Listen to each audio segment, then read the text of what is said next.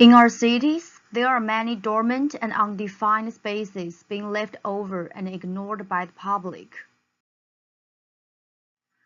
A research done by Nicholas shows these vacant and moribund spaces in San Francisco. Similarly, Roger Tranzik and Gordon Marta Clark both paid their attentions to this kind of residue and later filled spaces. In order to reactivate them, they need to be defined through design.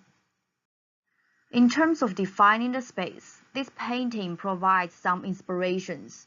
The tree branches act like a canopy that naturally attract people to gather below it and hold different activities. There are many installations imitating canopy-like things in nature, which reframe spaces with just a simple gesture.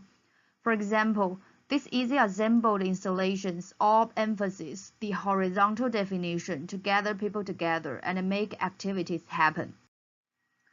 Aside from emphasizing the canopy, emphasizing the floor can also be an effective way to define spaces. Despite their minimal use of materials, these projects mentioned above both result in a rich atmosphere. They are easy to realize in anywhere, which means activities can happen anywhere. The lost space can be a good choice to accommodate temporary activities or pop-up events. In terms of generating activities, a project in Amsterdam tries to use design to deal with the invisible and unknown alleys, which are hidden in between canal houses. Also, a program mentioned in book Public Space Acupuncture strikes to regenerate the neighborhood by creating temporary interventions in empty lots. In order to better promote interactions, applications could be useful to keep people informed with the upcoming events.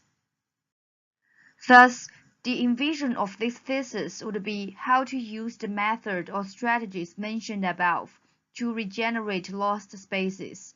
If reactivated by suitable temporary programs, lost spaces in cities would become energetic spots that promote interactions among people, thus bringing new vitality to communities and society. Since the simple application of color can be an effective and low-cost way to transform spaces, in this thesis, different combinations of color and surfaces are explored to guide the flow of people or hold activities. Since the proposed methods are narrowly focused on temporary installations, and it does not address more permanent solutions to the fundamental problem of lost space, so the future work of this thesis may focus mainly on more permanent solutions for these lost spaces, such as habitable dwellings or permanent constructions, which can transform lost spaces into real estates.